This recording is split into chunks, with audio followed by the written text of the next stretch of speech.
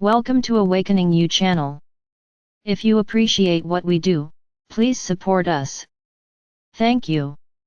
Dear ones, I am Archangel Michael. I couldn't help but come here today. Within one of the rituals created on your planet, to spread suffering, spread pain, cultivate loss, today was created. For what purpose? Bring back the one who is gone, or just cry for the one who is gone. Suffer again? I do not despise nor minimize the suffering of any of you. Of course, we don't need to feel what you feel when you lose someone you love. We see suffering being expanded in your energy. It is an energy of pain, very clear to all of us. We are not insensitive, and much less do we not value suffering, this kind of suffering.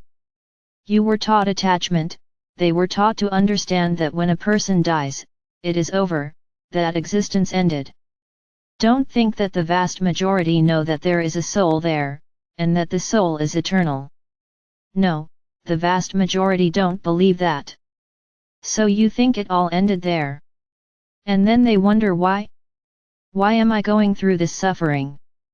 Why? What did I do to deserve this? You always position yourself as those who are harmed. At no point do you think about the other, about that soul that passed away. That she left to live as a spirit, no longer incarnated. At some point you ask yourselves, what was that soul's journey? Why was she leaving at that moment? Suddenly, or by illness, or by an accident, it doesn't matter. That soul has a walk, and she made a choice. Yes, you all choose how you will die and when you will die.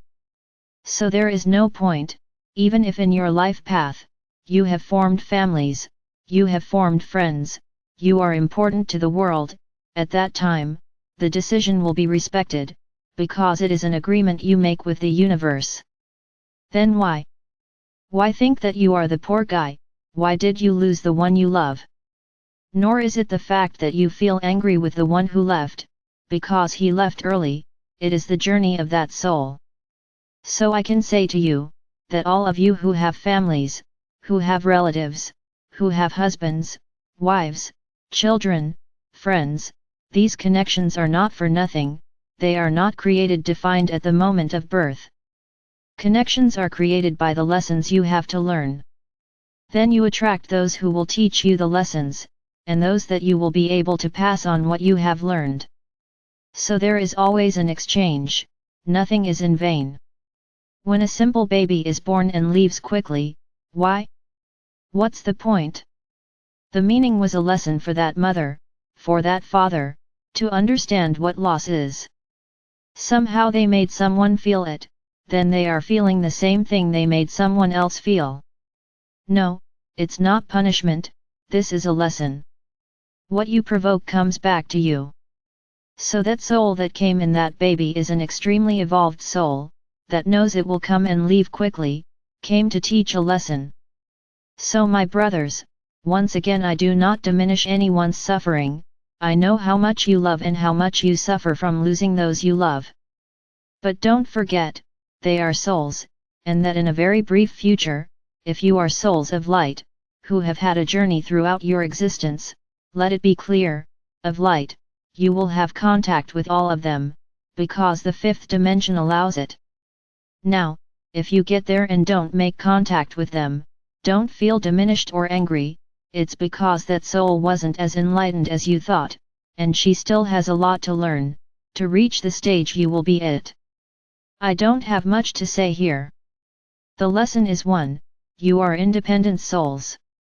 Children are not the product of two souls, children are souls independent of their father and mother. Start seeing the people around you as independent souls. Nobody is tied to anyone. No one is anyone's property. No one is anyone's slave.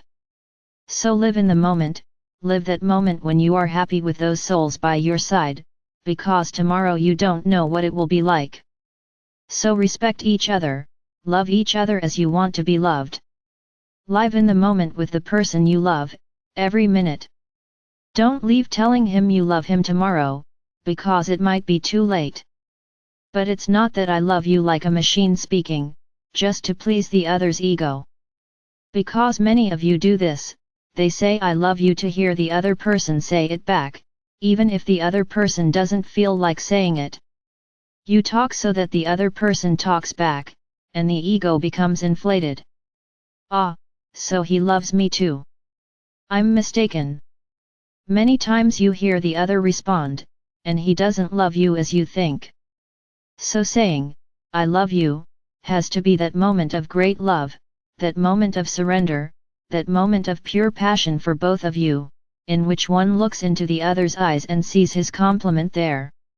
So at this moment it's worth saying I love you, because there you are really giving yourself, you are exposing all your feelings. Now say it without waiting for a response, because that other person may not like saying it all the time. Love is not words, love is actions, moments, attention, affection, this is love. It's not saying I love you. This is very bookish. You learned this in your soap operas, where when someone says I love you, oh, what a great scene comes there.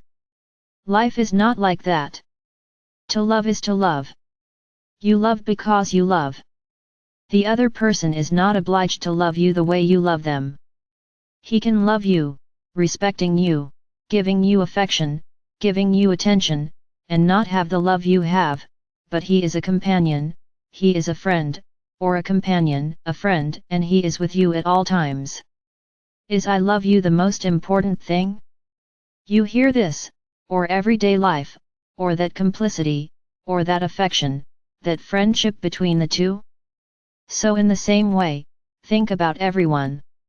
Respect each person's way of being. Don't want the other person to be the way you want them to be.